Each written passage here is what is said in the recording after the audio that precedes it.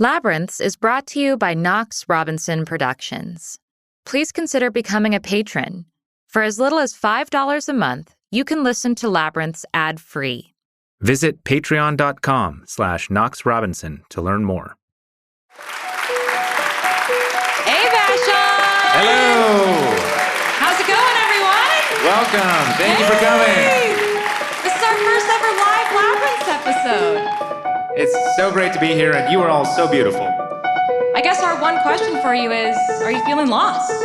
If so, you're in the right place. I'm Amanda Knox. And I'm Christopher Robinson. And this is Labyrinths. We are live here at the Vashon Center for the Arts. Yeah. A few months ago, Amanda and I hosted our first ever live recording of Labyrinths at the Vashon Center for the Arts. We moved to this rural island near Seattle just before the pandemic, and we were excited to discover some local stories about being lost. And we found some great ones. And the first has particular resonance for us because it's about local news.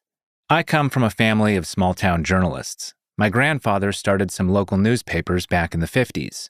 And the first job I had after prison was writing anonymously for the local paper in West Seattle. But local news has been in trouble for a while, and I saw it firsthand as the family business my grandfather started dwindled and downsized with the rise of the internet, as jobs evaporated left and right. It's a problem that has bigger consequences than you might think. The newspaper industry today is in big trouble. Papers have been closing and downsizing for years, and that affects all of us. That's John Oliver from Last Week Tonight. And the truth is, a big part of the blame for this industry's dire straits is on us and our unwillingness to pay for the work journalists produce. This is a big deal because local news trickles up and forms the source material for a lot of national outlets. The media is a food chain which would fall apart without local newspapers. A study of over 200 papers found that between 2003 and 2014, their number of full-time State House reporters declined by 35%. A lack of local reporters covering local government has dire consequences. Here's Chuck Plunkett, former editor of the Denver Post.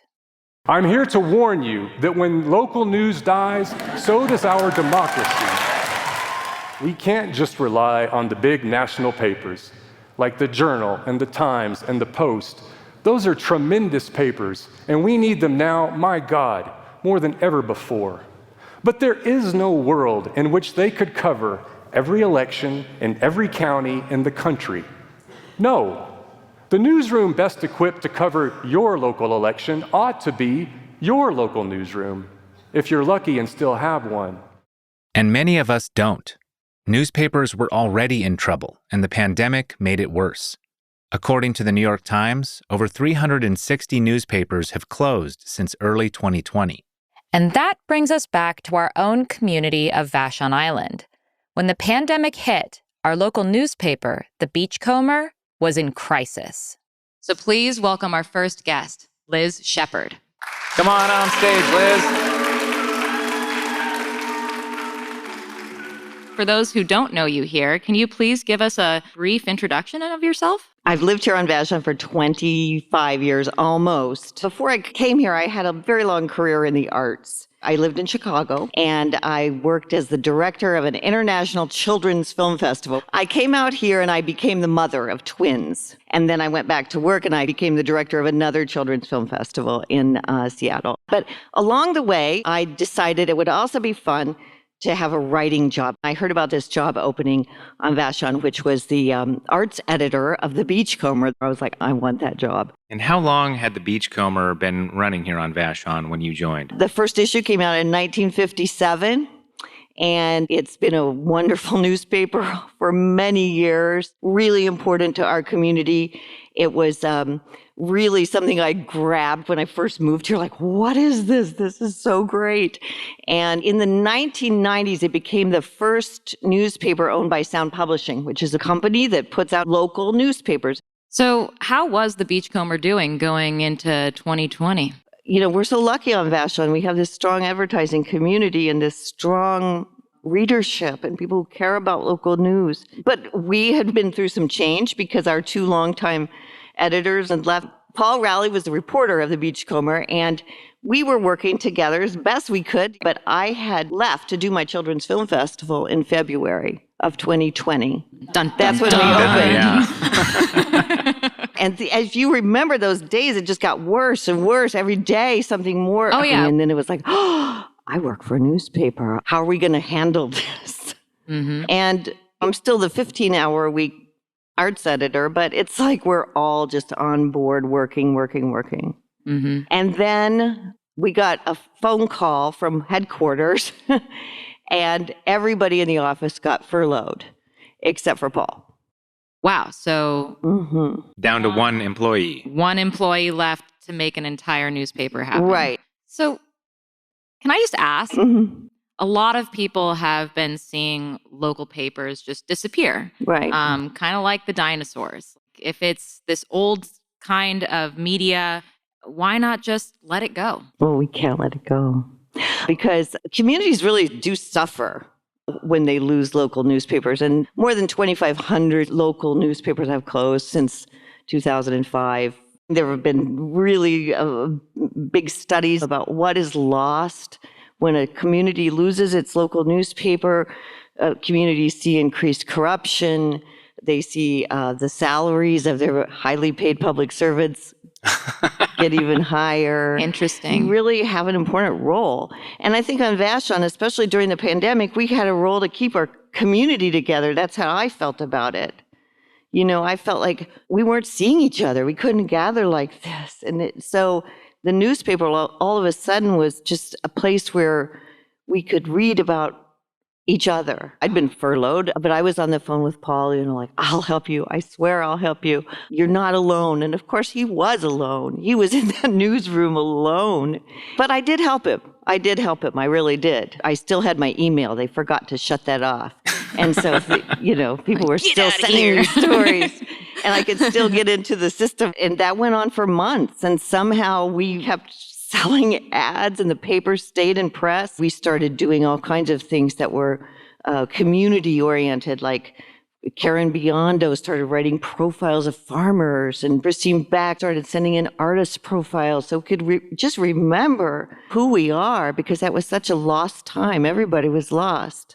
But this newspaper was a way to keep it together. And we also needed public health information at that time, because you can't get that on the internet, as it turns out. We found out, you know. We can't just rely on Facebook. We can't really get all the things we need to know about COVID. So what we did was we partnered with Vashon Be Prepared, because they were sending out daily emails. We worked with them to do a weekly report, which we still have in the paper every week. I mean, we still need it because COVID keeps changing. And so I think those are the kinds of things we need. That's something beautiful about our community, is that people did step up. I don't know if they would have done that in every community, but in our community, I think a lot of people latched onto this idea of, oh yeah, we've got to have a newspaper, you know? And Did it feel like a choice to you? No. That moment? It was automatic. It still doesn't feel like a choice. It's, it's like every day, it's like, oh God, do I have to still do this? Yes. Yeah. Yeah, no, it didn't feel like a choice. It really didn't. Did you know what would be required of you stepping into that role to keep it alive? No, not really. I mean, I thought COVID was going to be over at some point, and we could go back to the way things were, but the world fundamentally has shifted. And then I came back in May, and I eventually became the editor. Unlike many other papers at that time went to digital only, but we kept our newspaper. We even got better. We got a broadsheet. And we have another wonderful reporter who I think is here tonight, Jenna Dennison, who's killing it, and so happy to have her on our staff. But, you know, we still are smaller. We still need that community we need to reflect it out, and it needs to come back to us in terms of content from our community. Every week we try to remember our past and kind of look forward to what's coming next and reflect who we are as a community. And it really is a rough draft of history on Vashon, and it has been for a long time. And we wanted to love this community back through our work. So that's what I would ask, is for people to look at it and feel it and realize whoa, this feels pretty light, but wow, we have it. And it we're belongs lucky. to all of us here. Yeah, and it does belong to all of us here. And it'll belong to all of us. Hopefully for a very long time, we'll still have the Vashon Island Beachcomber laying down a rough draft of history every week. Well, thank you so much. Thank you, Liz. Thank you. Yeah, Thanks it's been for such a having pleasure me. having you on. Thanks, everyone. Can we all Please thank give a big hand for Liz. Thank you. Thank you, everybody. I have newspapers outside if anybody wants. We very nearly lost our local paper here on Vashon. I'm so grateful for Liz and everyone else who kept the Beachcomber alive. And if you haven't thought about your own local paper in a while, we encourage you to do so. Local news not only binds communities together and holds local government accountable, it makes room for exquisite moments like this. What did you think about the ride? It was great. Why? Because apparently you're spinning around, and apparently every time you get dizzy, and apparently I've never been on live television before, but apparently sometimes I don't watch the news because I'm a kid, and apparently Grandpa just gives me the remote after we watch the Powerball.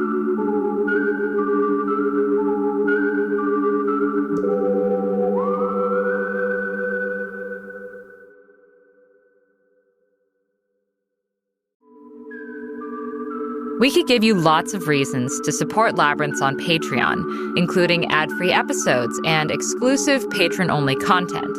But why not hear it direct from a listener? Hi, this is Cannon. I'm a big supporter of the Labyrinths Patreon page because the work that these people do is really thoughtful, and it's one of my favorite podcasts and Patreon accounts in the world. Visit patreon.com/Knox Robinson.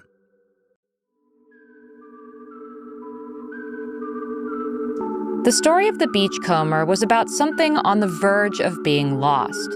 For our next story, we wanted to dive into the heart of the labyrinth, that moment when something precious has been lost, and you'll stop at nothing to find it again.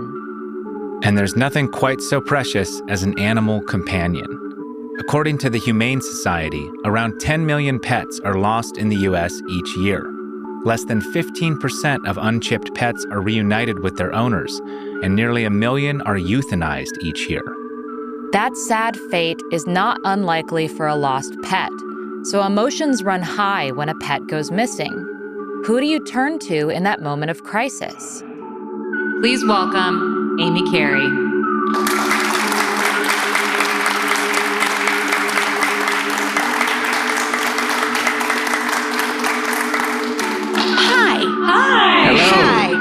Thank you so much for coming in here. Well, thanks for having me. It's nice, and particularly after 2 years of being locked in our own homes, it's nice to actually be out with people. Thanks for braving the world. So, in brief, could you introduce yourself to this here crowd of folks? Absolutely. I actually grew up in the Midwest, in the middle of cornfields, so about as far from sort of a Northwest experience. But I came here for the first time when I was, I think, 18, and it was home and like Mecca, and wore many different hats, whether that was playing in rock bands, working in the big rock clubs in the heyday of the grunge world, and recording studios here, real estate, all sorts of different things. But animals have always been the thread. I've always been doing animal work in some way, shape, or form, whether in Chicago I'd be trapping feral cats and all sorts of things. So that's kind of always been in my core. And what led me more into sort of lost and found recovery was because I lost my dog, Isabel, who was 18. And in this strange fluke moment, she got out of the fence. She had been starting to show some senility. And I turned around to put a puppy that I was fostering back in the fence, and she was gone into thin air. And we never found her. And to this day, even though this was now a decade ago, right, it sits with you, right? Kind of haunts you always. And so from what I learned from that, I started then to think, well, maybe there's a way to start helping other animals and people that might be going through that. So when an animal goes missing, I always have a lot of questions. When somebody says, hey, I have this, animal. I come from a family of journalists too, so I'm sort of like suddenly interviewing them. But I've also found that because sometimes the smallest little thing is how I find the animal. There can be certain patterns. Like the first thing I'll say with a cat is you're going to go look in your car, your shed. Same thing with dogs if they kind of go into thin air. And a lot of times, I mean, I've had dogs that were found, I'm not kidding, folded up in the hide-a-bed. Right? Oh, no. Wow. These things happen a lot. I have to say to people, go back in your house, and they'll say, I looked already. I'm like, here's what you're going to do. Do you have a hide-a-bed? Yeah. No, I know. And there's a bunch of those, right? I mean, the stories, right? It's crazy. They were rolled up. They closed the hide-a-bed up. They were two. Oh. So those are a lot of some of those oddities. Very often animals, they are often stuck over slopes a lot with dogs. That's my first go-to. I worry about wells. I worry about holes, ditches, all sorts of different things there. And cats get locked in things quite a bit, up trees when they're the actually lucky ones because they've escaped the coyotes. I had a cat 2 weeks ago that I found that was stuck by its tail hanging upside down from a tree. Oh, my. But dumb luck that I happened to be like, what's that sound? It was bird bizarre. sound. So there's all sorts of, it's rarely this sort of cut and dried like, but there's still patterns to it. There's one particular story here on Vashon that kind of resonated in a big way across the nation. Can you tell us about Phoebe and Tilly? Everyone's heard this story. So Tilly and Phoebe, they were regular runners. What is a regular runner? What does that mean? It was not uncommon for them to run off from their house. Phoebe would bust out and Tilly would be like, I got to go with her. I don't know. These dogs had met in a daycare. Their personalities were very, very different. So I had a call from the owner and some friends that they were sort of out again. And normally they had sort of a regular thing where you'd find out where they were and somebody would get them. But this one was like, it was getting days. Their usual things weren't happening. And I got a call from somebody, a community member from miles away. And I'd been putting things out on social media and things like that. And the caller said, there's this red dog that for the past few days has just kept showing up in my field, but then running back down into this ravine. And he's like, I don't think it means anything. And my brain went, I'll be right over. Yeah. Right? And that is a Lassie moment if I've ever seen. So I go over to the property, and so I start to go down into this ravine. One of the other really core things with dogs that are stuck is they don't make a noise. The loudest dog in the world will be absolutely silent. And that's almost universal because if you think about it, they're in a precarious situation. They're not going to be like, hey, come get me, predator. And so you don't get clues like that. So I don't usually even call for dogs because that can also make them retreat into themselves a little bit more. But for some reason, I just said, Tilly, slightest little woof. Oh. And I went, you are kidding me, right? Just a little oof thing. And I couldn't see where, I just was like, okay, I'm going this way. In through blackberry brambles, and there was this sort of little deer trail thing. And then I come out and I see Tilly, and I see this cement wall, and I know what it is, and my heart just went, oh. And Tilly is pressed so tightly to it, and you couldn't see into it yet, right? Because I'm coming up sort of looking around. And as I got right up, the picture, I don't think it's, that went around the world is you could see Phoebe, and that was an old cistern, and the reason that she did not drown is that somebody had piled up that rubble into it, but the water's right there. And she'd probably been there for 5 days, maybe, I think, something like that. I'll always say, if somebody has a dog, I'll always ask if they have a friend dog. It's not the first time I've had a dog help me find a dog, but Tilly was like, I'm in charge, I got it going here. She was just a remarkable dog. Tilly. But it was something to see because when she was so pressed to the backside, she knew right there that I had just seen Phoebe because I said her name. That's when Tilly finally stood up and would look at me like, got it. She was just pressed to it. And like she was like even trying to cuddle Phoebe, but couldn't. She just, she didn't eat or drink or whatever for 5 days. She did not, except to run right up to the ravine, she did not leave Phoebe's side. I know, right? Come on. Well, like, it was something. God. I mean, I always thought the Timmy's trapped in the well kind of Lassie moment was a TV thing that didn't ever really happen. But this kind of puts the lie to that, right? It was crazy. It went like viral, like news stations. Like I needed You need a whole PR team. No, it was crazy. It went so far, those Hong Kong, like they make the animated news stories. Uh-huh. They did wow. that. Wow. It was We need like, to oh find my that. God. A lot of like magazines and people writing books about it. It was a story. It still seems pretty surreal to me. Amy's not kidding. The story of Phoebe and Tilly traveled the world, and it even led our own governor to honor Tilly. And now, therefore, I, Jay Inslee, Governor of the State of Washington, name Tilly as the Washingtonian of the Day, October 15th, 2015, and I urge everyone in Washington to celebrate the bravery and loyalty of this canine hero. Congratulations, Tilly. So the other side of animal rescue is also wildlife. There's a lot of animals that live on the island that are residents here long before us even.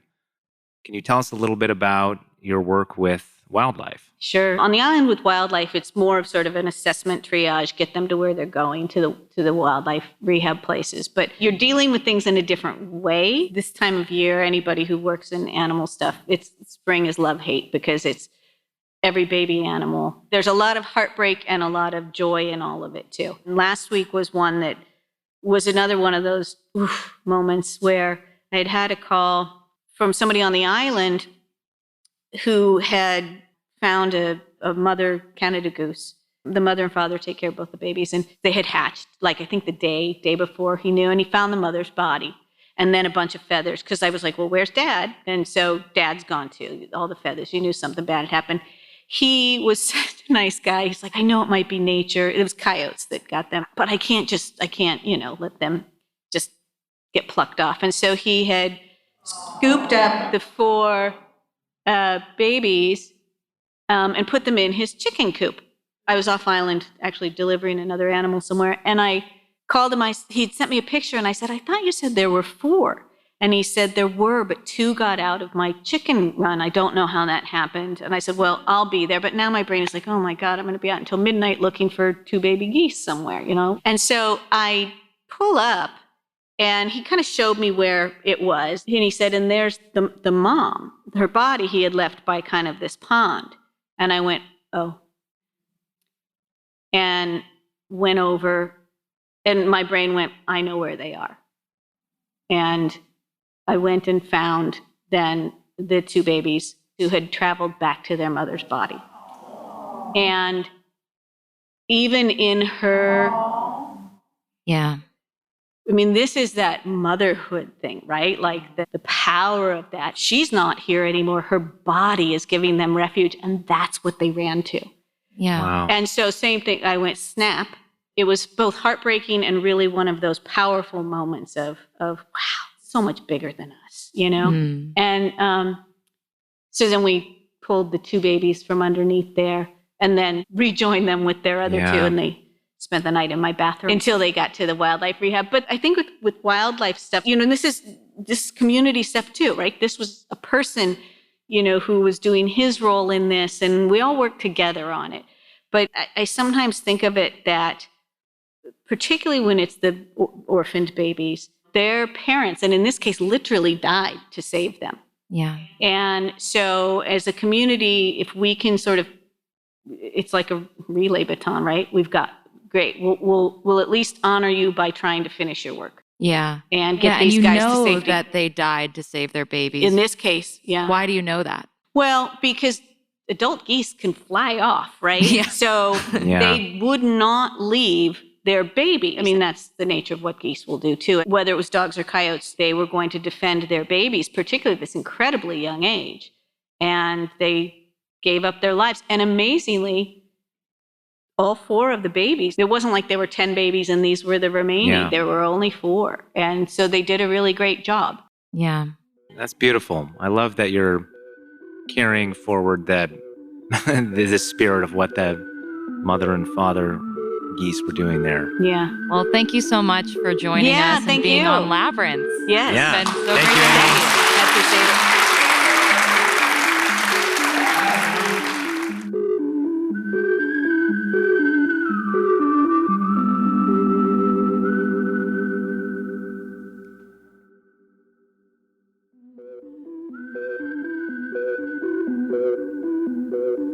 Liz Shepard took us through that moment when you're suddenly lost. Amy Carey, in her work with animal rescue, took us through what it takes to find something that has been lost. But what do you do in the aftermath? When it seems like all is lost, and yet you somehow walk away from the wreckage, it takes time to make meaning out of disaster. Just about a year before this live event, our final guests nearly died.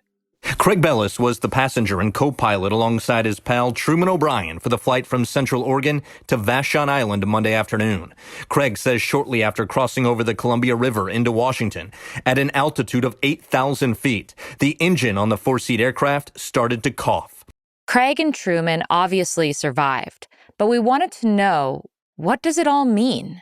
Please give a big hand to Craig Bellis and Truman O'Brien.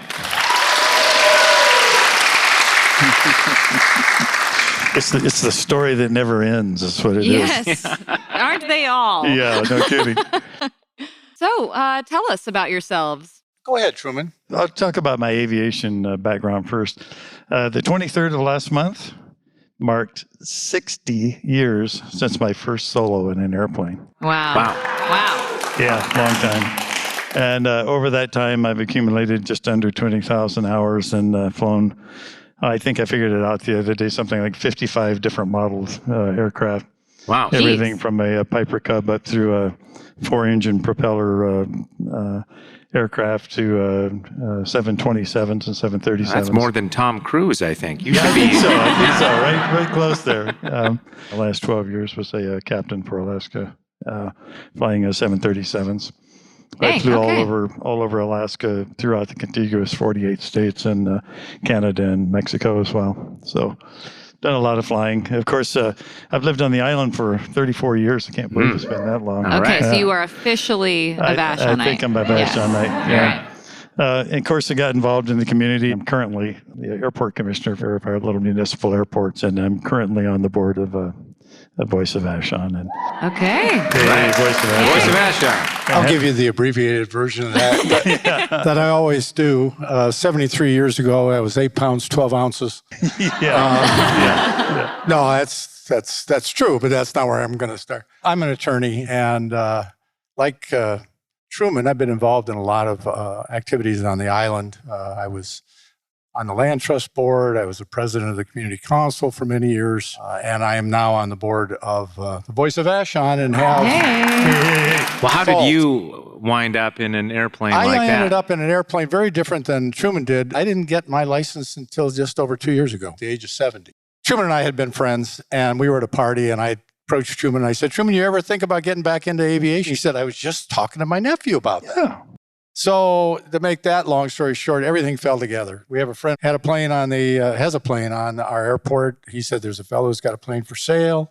There's another individual who's here who's got a hangar. Can you give us the little 1-minute rundown on what this plane is and what it's capable of? It's a Piper Cherokee 140 that's been upgraded to a larger engine, a 180 horsepower engine, and a constant speed propeller, so that the pitch on it could change. It made it a much better plane for cruising, for taking off, up to get out of the trees there at the airport. Oh, and by the way, when we first bought this plane, we formed an LLC. And finally, I thought, every time I've flown in here with Truman or somebody else, the glide path is the top of the trees. Right it's at the top. Vashon Municipal Airport, pine tree glide path. You just put the wheels almost in the trees.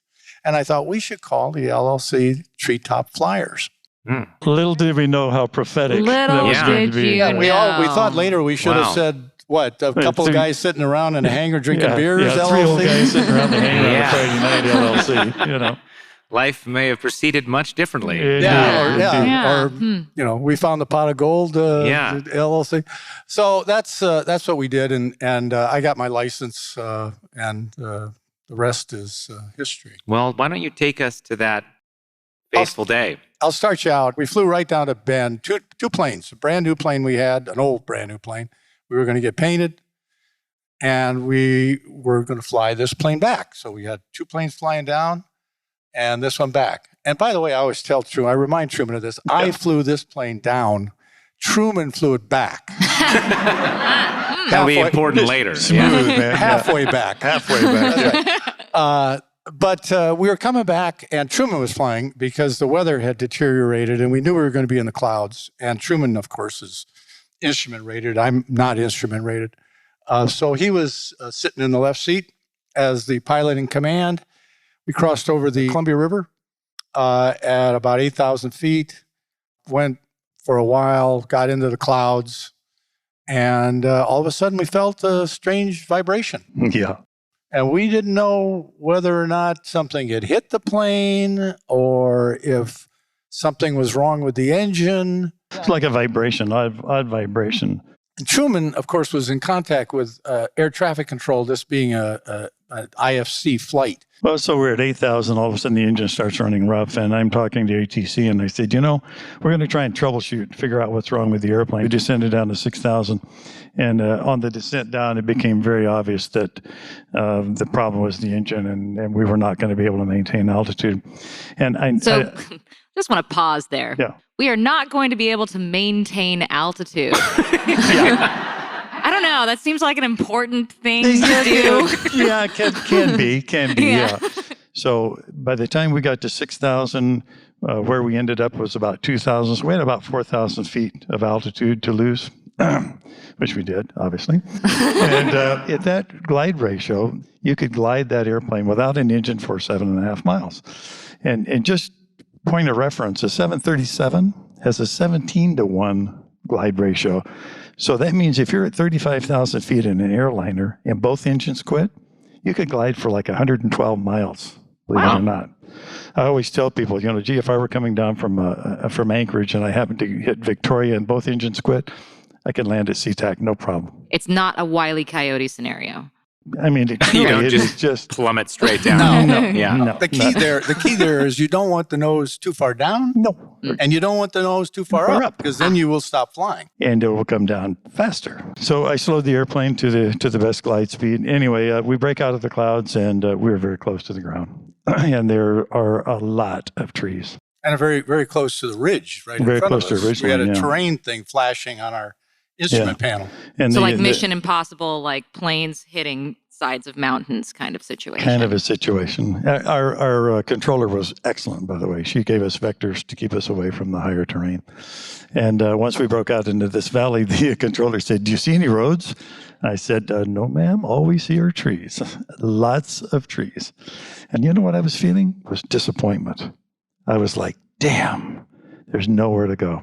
It was very depressing to me. And maybe that was the other reason I wasn't, so hyped up, because it was like, doggone it. Here I'm going to end up wrecking our great little airplane. We may not walk out of it, but I didn't really think about that so much as the fact that I was just disappointed that there was no place to put it. I did see a little clearing off to one side. I thought, well, if we get close to that, maybe we'll get a chance of being found. So I made that turn, and my last transmission to her was, is we're going to put it in the trees. And her last transmission to us was, Roger, I'll notify search and rescue. That was the last communication that we had with them. So can I just pause for a moment with that? Sure. So you're saying I'm putting it in the trees. Yeah. What does that mean for you, and what does that mean for the person on the other line? It's terrifying for her because, if you put it in the trees, that's generally not a good thing. Yeah. To say the least. What is the survival of something like that? So if you do it right, you have a chance to do it. The trick is you want to fly the airplane as slowly as you can, but keep it flying.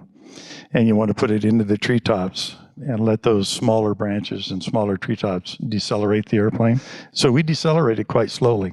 In fact, we decelerated slowly enough that our emergency locator transmitter, which is built into the airplane, did not activate. Huh. You make it sound like this sweet, cushy experience. What did the what did the airplane look like at the end of it? Let's see. Do we have? I think we have a picture. See the next. Oh, there we go. Yeah. Okay.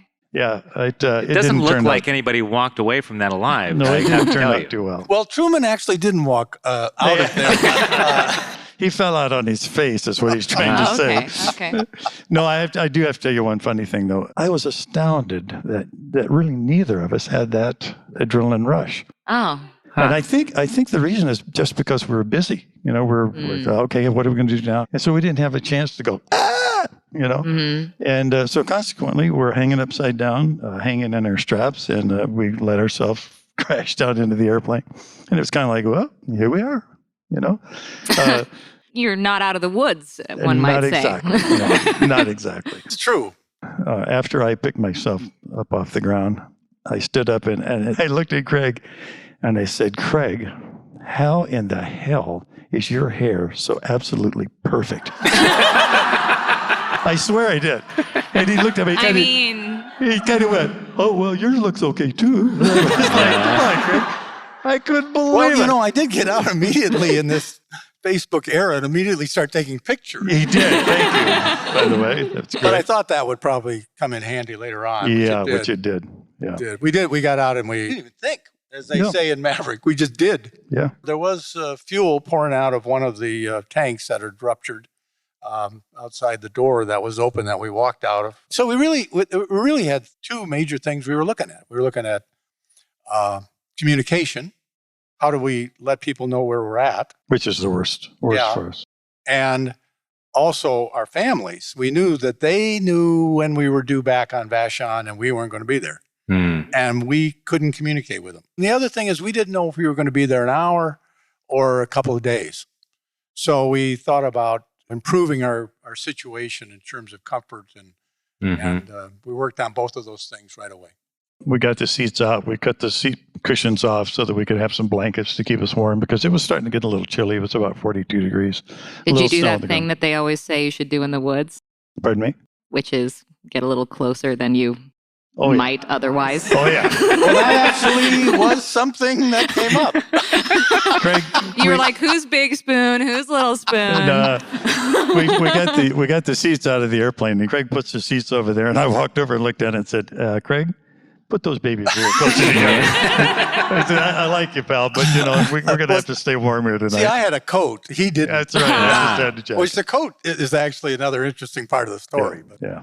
Well, you go ahead and tell it, Craig. We started a fire everything was soaking wet and there was snow on the ground. But we got a smoky fire going, which helped out. Search and rescue a few miles away saw us. Saw the fire. We had the ELT that we were able to get operating. We had to dig it out of the tail of the plane. Had to crawl up there and get it started. So we got that all done. And finally, after several hours, we heard the sound of a helicopter. We saw it all way off above the trees in the distance. We saw a big naval helicopter. And we thought, oh, great. There they are finally. It's fabulous. They fly away. We flashed our flashlights. Yeah, we've got flashlights. It's still and we could see them. It's not dark yet, though. No, just not it's quite. Still a fair amount of light. So they leave. And we think, what? And then they did. They came back, a half hour? Oh, yeah, half hour, 40 minutes half hour, later. 45 minutes later. They made you sweat a little. Yeah. Yeah. And they come back, and this time they get closer, and it's darker, and our red flashing flashlights get their attention. And we think, oh, great, they're coming to rescue us. And they fly away. And I go, what? What the heck? And they're gone for another 15, 20 minutes, and then they come back again. And this time we go, I think they're come this time to rescue. This time they got the spotlights on us. Yeah, and Truman had put the plane down near a, quote, clearing with big giant stumps. Yeah, stumps. You couldn't land. No. But you could get there and people could. Right. And so we worked our way over there. Helicopter wash was so severe, you couldn't walk underneath this helicopter very well. You had to crawl on your hands and knees to get over to where the two EMTs dropped down. So the helicopter's hovering up there about 100, 150 feet above the treetops. And the EMTs get a hold of us and they go, are you guys injured? And we go, no. And they go, nothing? Nothing. And we go, no. and they go, really? I had blood all over my hand and all over my face. And you got blood on my high-vis yellow jacket. I hope you haven't washed that. No, I haven't. So what does the jacket have to do with this story? But we found out later when we talked to the pilots. They said, yeah, we saw you down there, and we saw that high-vis emergency search and rescue jacket you had on, and we just assumed that you'd been rescued. Well, they thought we were the crew, the rescue crew. That was Yeah. Those are guys on our team looking for them. Those are our guys, Yeah, so they left. They left. Yeah. They obviously checked in with somebody, and the people said, "No, we haven't found him." So they came back and they got us. Well, you're being rescued here.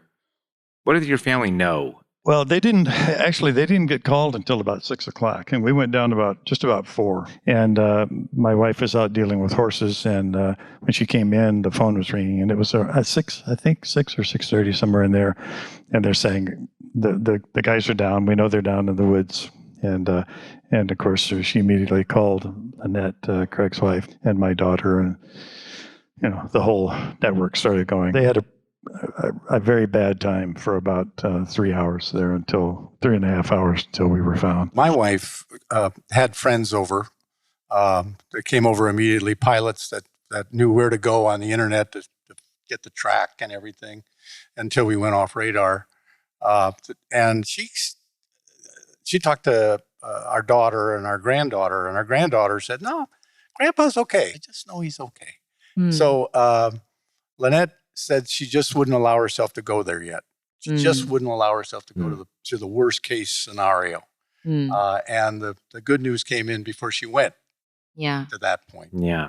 Yeah. No, I'm just thinking about how when my family got the call. Yeah, exactly. And how my mom was on the way to Italy to be there to support me. And as soon as she landed, she tried to call me and tried to call me and tried to call me, and I couldn't answer. No. And helpless. Yeah. Yeah. That's a horrible feeling. Horrible feeling for them. When I finally got a hold of my wife on the phone for the first time, the first thing she said to me was, "We're sitting around here deciding who's going to play you guys in the movie."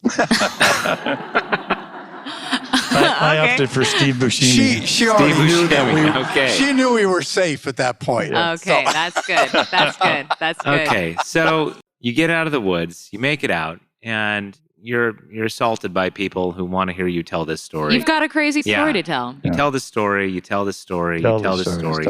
What is it like telling this story over and over again? This is interesting. I think there have been two magazine articles. There's been one podcast, now 2. Sorry. It's all right. There's been 4 YouTube episodes. We've been asked by the FBI and the DEA to come and speak to their flight departments to put on a presentation for them about what did you do and what did you do to survive. And of course, then we see everybody at Thriftway. And like you, I'm sure, Amanda, they want to hear the nitty gritty, and what do you say to them? They say, "Oh boy, I heard about your crash." And you went, "Yeah, well, yeah, gosh, pretty exciting." Here I am. and that kind of brings us back to where you two are coming from. Yeah. I mean, people want to pigeonhole you. They want a story that they have imagined and they've seen on television and in the movies and they've read about in books, and they want all that, airplane drama. And there's some drama. I mean, when I think back on this whole event now, I think of all the things that we got lucky about. I mean, Truman is an extraordinarily skilled pilot. I could not have had a better pilot at the time, but we had a lot of luck. That's for sure. We had a lot of luck. I can just think of all the things that could have gone wrong. That would have killed us or maimed us or whatever the case may be. Well, yeah. In fact, if you look there's one place on the nose of the airplane where there's it looks like a tree must have been this big that hit. Man, if that thing had hit anywhere other than where it hit, it could have been. Wow. We're talking about that 6G deceleration that could have happened all at once. Yeah. But we are lucky. Ours is a good luck, good feeling story. And people liked and wanted to hear the fact that somebody crashed and survived, especially if most people who know us were happy that we survived. Most people. Yeah. A few holders out. A few arch nemesis out there shaking their fists. I mean, if you're going to be pigeonholed or typecast for the rest of your life, this isn't a bad one. That's not a bad one to be. That's not a bad one. I mean, obviously, Truman and I have very different aspects of our life. We're fathers and grandfathers and husbands and volunteers and everything else. We feel good about giving interviews and talking to the press and talking to people in the aviation industry, if we can help somebody survive. I mean, you have nearly 20,000 hours flying. He never had an accident. He's landed off airport on occasion, but never had a bad accident. When you train to get your license, a lot of it is just training for emergencies. But you don't really get a feel for it until you have an emergency. Yeah, Then it's like, oh, geez, we got the checklist, and we got to do the carb heat, and we've got to change you put the fuel pump on, and change the fuel tanks, and do all those sort of things that we were doing. So we came away from it. I think that both of us felt like we're probably better pilots. Oh, there's no Plus, question. we got that out of our system. Yeah, we don't have to do that again. No, I went back over my, just from memory and making some notes, and I just figured out that I have had, over the course of my career, 14 either partial or total engine failures. But many of those were single-engine airplanes, and some of them were catastrophic failures, and some of them were just, you ran out of gas, forgot to switch tanks or whatever. But this is the first time I've actually put one into the forest or off airport. Do you feel like the you who walked away from that plane was different in any way? Did you change? Lynette always asks me, my wife, she goes, are you Craig 1.0 or 1.02 or something? Well, I don't know. They talk about 9 lives. I think I've used up a few of them. I'm hoping I have a couple left. So you and I are working on our second round, I think. Yeah, I know. We've been through it once. You think of all the things that could have gone horribly wrong, even with the best piloting, and everything went so right. I will tell you, people have said, gee, weren't you really frightened or weren't you, nervous? And like I said, I really wasn't. But I have to tell you that a week after the accident, a friend of mine flew me down to the accident site in his airplane to take a look at it. And I have to admit that when we came into the valley that first time and I saw that valley, I kind of went, okay, yeah. So something was inside of you. Yeah. Even maybe it wasn't up here, but it was in here, definitely. So I felt it. I'm curious to dig more into that 1.0 versus 2.0 you. What was your wife pointing to? What is Craig 1.0 and what is Craig 2.0? Well, I was a mean son of a gun, and I just became the sweetest husband in the world. And I think she thought something's awry here. Something is amiss. No, I mean I don't know if my conduct changed that much. I have spent obviously a lot of time thinking about that accident, something I hadn't done beforehand. And I'm probably a little more pensive than I was. I'm much quieter. Excuse me. No, actually, it's one of these deals where you get to be Truman at my age and you have experiences like that, like the one we had. Yeah. It's like life is short. You worry about things. People worry about things. I tell my kids, 99% of the stuff you worry about doesn't come to pass. It's the stuff that comes totally out of left or right field that you never anticipated. But the things you spend nights worrying about, just do the best you can where you're at, and what more can you do? Yeah. It's a great lesson. Well, thank you so much for sharing this story yet again, and especially how you've processed it, because I think that's the challenge when you find yourself lost, is in the aftermath, figuring out what it means and how to make sense of it. And I think that you're still doing it, and you'll keep doing it. Yep. And we'll keep doing it shortly here with Liz and Amy, our other guests, during Q&A. Yeah. So first, give a big hand to Craig and Truman.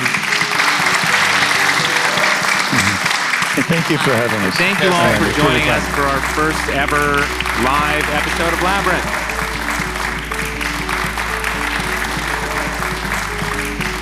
That evening was followed by a lively and revealing Q&A, but you'll have to join us in person to ask your own questions. We'll be sure to let you know the next time we have a live event planned.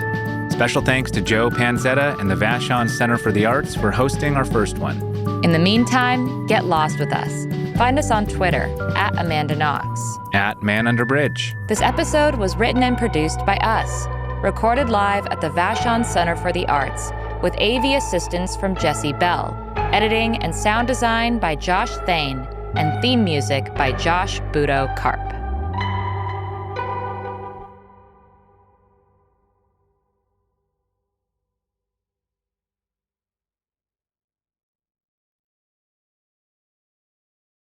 In the Labyrinths podcast system, the listener is serenaded by two separate but equally important hosts, Amanda Knox, who brings authenticity and empathy, and Christopher Robinson, who brings intellectual curiosity.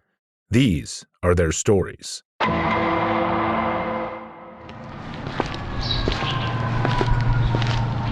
What do you think, Knox? Looks like a podcast junkie, shot up with one too many ads. Should have become a patron from the looks of it. Who wouldn't prefer ad-free episodes and signed books and live video hangouts over overdosing on ads in an alleyway? Don't patronize me, Knox. Leave that to the listener. Visit patreon.com/Knox Robinson.